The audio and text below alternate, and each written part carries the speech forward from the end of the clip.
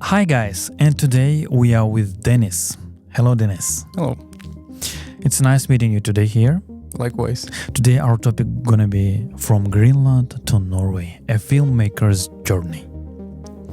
Let's start with a simple question. Where are you from Greenland? I'm from Nuke, the capital. What was your childhood like growing up there? I mean, my parents got separated when I was a kid. My mom moved to Denmark, so I used to move back and forth between Greenland and Denmark. Oh, you choose Denmark, not Norway, but now you are in Norway. Yeah. When did you first get interested in filmmaking, let's say? I mean, I've always been interested in films since I was, I want to say just before I became a teen, like in my early teens. But I want to say it truly picked off when I was in high school. I had a really good media teacher at high school, and she wasn't like any other teacher. Like, she was really interested in the things that she was talking about, and she was genuinely liked the movies behind the decisions behind the movies. And like, for example, why the director chose this costume for this scene, and like very small details that make you feel, ooh, shit. Okay, that's cool. Then you started to like it filming, yes? And you want to film a movie yourself? Yeah. Because actually I also thought that Iceland is it's a very beautiful nature and a very wild nature in some way. Mm. What made you decide to move from Greenland to Norway? Because your mom was maybe in Scandinavia already, in Denmark? Oh no, it's because when I started to be more serious with my filmmaking, I thought, okay, so we have Greenlanders in Canada. No, we have film workers in Greenland, obviously Greenland, but in Canada. Then we have some in Iceland, Denmark, Sweden, Finland, and Germany. But we didn't have any film workers here in Norway, and so I thought, well, fuck it, I'll just move to Norway. Then might as be the one to be here. But not long after I moved here, I realized I should start with Samis because we're practically the same, from indigenous to indigenous. So actually Norway was a bit closer for you because there is a Sami here in Norway, yes? Yeah. Not like in Denmark, Finland, or maybe Sweden. Yeah. So you feel a bit, with the heart it was closer for you, Norway? Not necessarily. It was just because there's a bigger... what was it called again? Community, I mean, or... Yeah, community too. Like, there's a bigger community with the Samis here in Norway compared to Sweden and Finland. Because the situation is still pretty bad, but it's relatively more chill here in Norway. But as for the filmmaking, you mentioned that it said it's less filmmaking producers here in Norway than in other countries, or... No, Greenlandic film workers. Film workers, you mean? Yeah. In Norway, there are less film workers. No, from Greenland. In comparison to Greenland, in Norway, it's not so much film workers. No, there were no Greenlandic film workers here in Norway. Uh-huh. And that was the reason I moved here. Okay. What was the biggest challenge when you arrived? I want to say sustaining myself individually. Individually. Like sustaining my own company. What do you mean? Like, it wasn't as easy as running my business here in Norway compared to Denmark and Greenland, for example. Why it was difficult? In which way? I want to say, it's very easy to get contacts with producers, directors, and whatever. Here in Norway. Here in Norway, yeah. So, but it's a lot more difficult to like actually work with them. So they are open. For example, they are not on a high level. For example, if you go to United States, it's almost impossible to get in contact with the producers, yeah? Mm. But if you get in contact with producer, then definitely something can happen. But here it's easy to contact with the producers, but it's difficult to do something altogether. Yeah. What surprised you the most, actually, about life in Norway? The people are pretty chill. Like when I lived in Denmark, there's still lots of problems, but and problems in terms of racism. And You mean in Denmark? in Denmark, yeah, More than in Norway? a lot more, yeah. You feel it? Like on the street, people would talk shit to you in Denmark, like especially like being indigenous. You mean, okay. But here I think, but here it's different because we have Sami. Mm. And Sami is a second language. Even in a passport we have it, like it's written in Sami. Mm. You didn't know? I didn't Yeah, so know it's that. I think, if I'm not mistaken, English, Norwegian, Nynorsk bokmål and Sami language. That's cool. So what is the big differences between Greenlandic and Norwegian culture?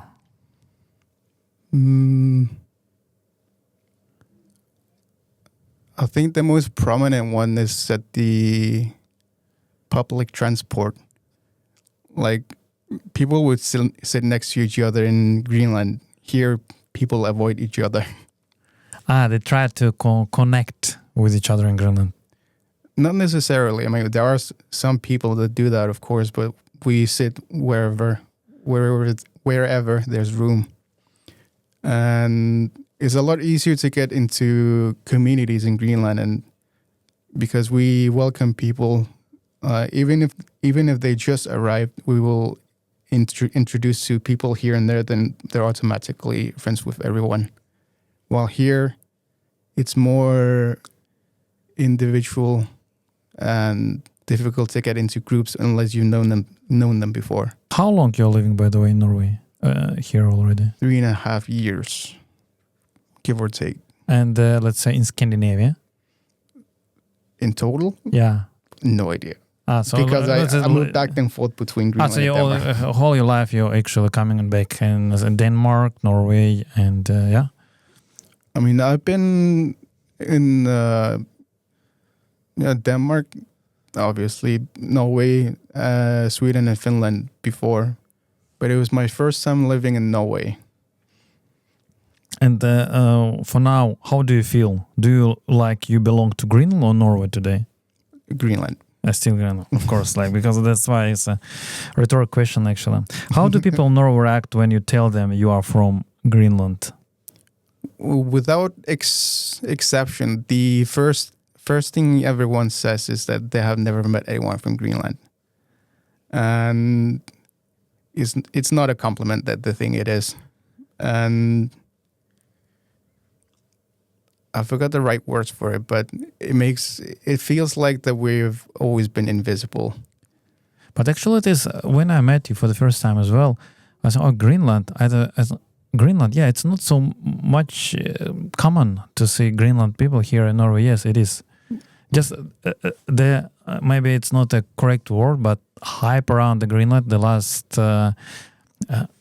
months, it was because of the orange monster. Yeah, yeah, about the Trump that he wants to take the Greenland, and I think I don't need to ask that question, but anyway, I would like to ask you: do people in Greenland want to join United States, or literally no one wants to be a part of the States? Because it's like what I'm reading on the news, that there are some part of the people who wants to be part of. Literally no one wants to be a part of the States. The people who wants to be a part of it is the hired. Not exactly actors, but there are homeless people that I forgot his name, but the dude who went to Greenland to promote the States and ask people if they want to be a part of it. They had trouble in finding people who wants to talk to them. Literally everyone said no, and it was only, hey, there are some homeless people here. Let's talk to them. We'll give them the food in the most prestigious restaurant in Nuke, and that's why they are the only ones who said that they want to be a part of it, but they didn't really mean it. Because I mean, I would be happy if I got food from when I was homeless. So yeah, okay, I get the answer. So the audience will decide on themselves what they want to choose, but I get the answer. And how did you start your? You already actually told about this question. How you started your filmmaking career? So actually, it was your teacher who inspired you to be a filmmaker. Yeah, and it was after high school. Actually, it was during high school. I was pretty close to getting thrown out because there's a huge drama with my ex-girlfriend, because the relationship didn't end well, and we ended up in the same class. So it got really complicated and almost got thrown out. But my media teacher was like, no, this dude has potential. He needs film. But the principal was like, no, he can't stay in this class either way. Then my teacher went the extra effort and, okay, you know what? Fuck you. I'll teach him from my own time then. And after school, I was her only student. So it got really awkward when I didn't do homework. Yeah, it's interesting and good that when you have your aim and the people around start to help you. Yeah, you know, it's not always about the money, but about the passion. If you have passion, that everything, the nature, the world, it's coming to help you. What kind of projects have you worked on so far that you can mention? I mean, I've been working with films for at least 10 years now. Shit. Fuck yeah, it's been at least 10 years now, so it's a bit difficult to answer directly, but at least a lot of short films. And I've been working on 2 features, and I think the last 2 features I worked on was translating from Greenlandic to English. I don't dare say the titles just in case. And then what do you enjoy most in that field? Filming, editing, or storytelling? Where are you in that position? Behind the cam? I mean, it's because in Greenland it's very niche to be a film worker, so you kind of have to be a little bit of everything. So I'm used to being everything, but my core skills are directing, camera, sound, and color grading. You are strong in this. Like all YouTubers, actually, you know. Now all YouTubers, they are director, producer, color graders, like the one who are working same as me. Like I'm doing some stuff with YouTube, and you need to be all the way around. And how do your indigenous background influence your storytelling? It's only a couple of years ago I started to fully embrace my indigeneity. Like, I only got the face tattoos 3 years ago. Maybe 3 years ago.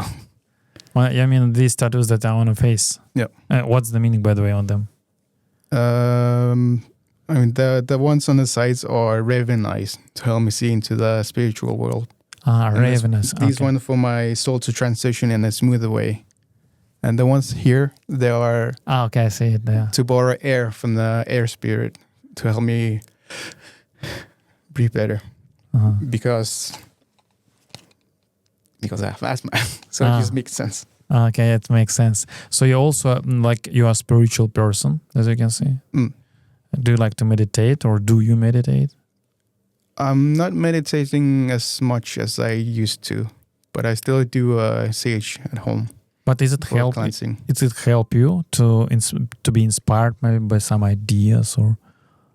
I mean, it at least keep me stay sane. I think most of my inspiration currently comes from David Lynch. David Lynch. Oh. the surrealism and visual poetry. Do you think indigenous stories are underrepresented in film today? No, absolutely. And that's why I've been working with indigenous communities here and there. And I've made it my personal goal to strengthen indigenous voices. And my personal motto is strengthening indigenous voices one story at a time. And I'm very determined to strengthen indigenous voices. Yeah, because if you will not do this, these people will disappear in a couple of decades, maybe. Maybe not disappear, but at least overshadowed. Overshadowed, yeah, maybe this is a more correct word that you used. Because the thing that pushed my career forward was when I was working with the Sami Film Institute and Arctic Indigenous Film Fund. I was part of the first round of Witness program. And Witness program is basically we are 5 indigenous directors from 5 communities. So we had Klitschko from Canada, Nuke from Canada, and then me from Denmark, Greenland. Then 2, one from Sami and Sakha from Russia. So we talked about the climate change from the inside. Instead of people coming to us and tell our story, we were given the chance to tell our own stories. And that's what really inspired me to, I want to continue doing this. Because the difference between academical knowledge is very different from lived experience. And the reason this Witness program was established because when people come to us and tell our stories, a lot of the times they get a lot of things wrong. And when we correct them on the internet, for example, we would get shit for it because, oh no, these university people said this. So you can't be right. That's what I'm trying to correct. So filmmaking mostly, as I understand, documentary. Yeah, that short film documentary, or also... I keep getting dragged into documentaries, but I like making horror. What kind of stories from Greenland should the world see more of? I mean, there's a documentary called Ossigiak, Greenland's White Gold. That's a definitely must see. Greenland's White World. Greenland's white gold. Greenland's White gold of Greenland. Okay, white. And what is, by the way, what is the... Grossly oversimplified, it's about the hundreds of years of exploitation from Denmark and how Denmark directly profited of Greenland without ever telling anyone. And the documentary got released on the Danish channel, DR, which is equivalent of NRK here. And the day after, they banned the movie and fired the dude who was responsible for releasing the movie. So any documentary worth banning is worth watching. Interesting. So, but you are in Greenland. Do you speak Danish? Or everyone. It's mandatory to have Greenlandic, Danish, and English. But if you compare Denmark with the United States, so everyone will choose Denmark. Maybe it's a stupid question. We don't have a choice. Yeah. So, but if you say that Denmark is also or it was pressure before, or it is still the pressure from. That's actually something that was also mentioned in the documentary I just mentioned. Is because, if I remember correctly, it was in 1954 during the UN meeting. We didn't have any say from Greenland. It was the Danish politicians who made the decisions for us. So we didn't have the direct involvement in the decision making. That's why we're still under Denmark. Mm-hmm. But okay, I'm just curious. I don't want to ask about the politician questions, but does Greenland want to be independent itself? We have been self-governing since 2009, if I remember It's correctly. already independent in some way, but you're together with Denmark. We are self-governing. We're still under Denmark, but it was self-governing. But the extension of colonization is that if you were to go to Greenland, all the wares you see at the stores, they're only Danish. It's only small independent business owners who have Greenlandic materials. But you're allowed to have a Greenlandic material, or do you yeah. have, So you have two official languages, Greenlandic as well, or Danish? Yeah. So in that sense, we were lucky to keep our language, but we kind of got stripped from our culture because we got shame for it. I also heard that there is a, I would say, trend now that when people are telling the stories itself, not from the side, like you've just mentioned, and it's becoming more important when you hear the stories from the people itself. Lived experience. Yeah, like from the life experience, especially with the indigenous people, what we're talking about, how they feel. Coming back to the film industry reality, is it difficult to build a filmmaking career here in Norway? Oh, absolutely, yeah. Because for the last 2.5 years after this witness program that I was a part of, I've had nothing but rejections. And I traveled to film festivals here and there, and I spoke to two directors from two Norwegian film institutes that I'm not going to mention which one. And I asked, obviously, after getting so many rejections here, left and right, and I asked them, like, why is it so difficult to get funding from this organization? And the director told me word for word, like, if you're not Norwegian, you're not gonna get any fucking money. You can straight up fuck off. And that's not something that you just forget. So yeah, it's been difficult to get funding for my films. Like my most recent short, visual poetry, I self-financed everything. It's a short project I made entirely on Super 8, and it being on film, and it was super difficult to make, because what you see is what you get, and you have to be really picky in the shots you make, and also because the films here is very expensive. Yeah, it is here in Norway, and it's also difficult to film because the weather is not like in Los Angeles or Miami. Always it's warm. It's cold to film, and maybe it's also difficult. That's a. If you look for the physical part of the filming.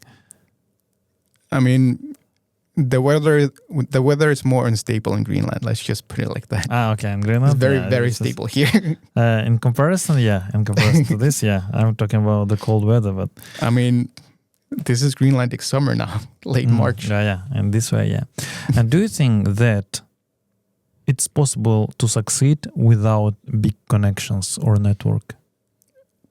I want to say yes. I mean, I personally believe that it's possible. And that's what I'm trying to do, because even with my big connections, I'm still struggling. So for me, it's about still having the motivation despite all the rejections. Coming to summarizing, and talking about your future and advices, what's your, let's say, dream project? I mean, my current dream project is the feature that I've always wanted to make. It's a feature about with a lot of references. I'm not going to mention all of them, but there's at least 6 movies that's heavily inspired by. But it's original in a way that the main character starts from the bottom and goes for the top, then ends in the beginning where he started. While his love interest starts from the top and ends on the bottom. But there's going to be a obviously there's going to be a point where they meet in the middle, and everything is going to be great. But there's always a but. It should be pivot point or something, climax, you know. So it was actually going well when I was writing the script, but I had a whole mental breakdown and I got rid of everything. So now I'm back on page 4 or 5. But I have all the key elements in place and I put everything in one program so I can easily go here and there while I'm writing. So the writing is back in place at least. What advice would you give to someone who wants to start filmmaking today, especially if they are in Greenland, for example? Can you handle the rejections? Are you strong enough? Then go for it. Because there will be rejections after rejections after rejections. But if you still believe in what you want to make and what you want to tell, then yeah. The doors will open, you mean? Maybe not necessarily open, but if you have the will for it, then go for it. Do you have any media where people can follow your work? I just recently established an Instagram page, Tuluak Films. That's my film productions. I still haven't posted anything there yet, but I only just made the logo and opened the account. What was the hardest part of moving to Norway? That's a good question. Because adapting was pretty easy, but I think the most difficult thing was the financing everything. Because yeah, sure, you get a lot of money, but everything costs a lot. So I want to say finance. Why do indigenous stories matter today? I want to say because they come from lived experience. And we have been talking about climate change forever, but they always go on deaf ears. And only when it's too late, then we're going to be, told you. Can you become a filmmaker without connections? That's possible, yeah. I think it goes back to, like, if you have the will, then if you have the will to create, then it's just about creating. And I think the advice I would give, like from my experience, the advice I would give is don't make something for what you think the audience will like. And the projects or films will be better if it comes from what you want to see. Like my most current visual poetry, it worked a lot better compared to what I made a couple of years back, because what I also put into also the reason I shot on a film was because I wanted to bring back realness in the world of artificiality, and it got closer to the truth that I wanted to show. So you mean make movies or filmmaking from the stuff that you like, from your perspective? Yeah. Because there is if you're talking about the Indigo movies or films or YouTube, let's say, most of the YouTubers, they say you need to make videos for the audience, not the video for yourself, but make what the audience want to see. So it's, for me, that's complete opposite from my... Yeah, so it's different when you're making filmmaking with maybe... Film or art. Art, yeah. Let's say that's correct to say. If you're making art, make it from your perspective. But if you want to make something to go viral, maybe? I mean, I don't really worry about social media, so that's not the mentality I have. But there's a quote from David Lynch. He says something like, everything has been done before, but they haven't done by you. And that's what I live by. because fucking hell, this story, the feature, my dream feature has already been done thousands of times, but it hasn't been done by me. Exactly. And my last question will be, is there any personal story or moment from Greenland you'd like to share with us today as last line in our podcast? I'm not sure. I haven't thought about it. Okay, thank you very much, Dennis, for having time with us. And you, my dear guests, just write comments if you be so interested in our hero, and we be glad to answer the questions. So hopefully people from Greenland also gonna see, and people from who like filmmaking or who are in filmmaking industry and wants to come to Norway. And thank you for having me here. Thank you.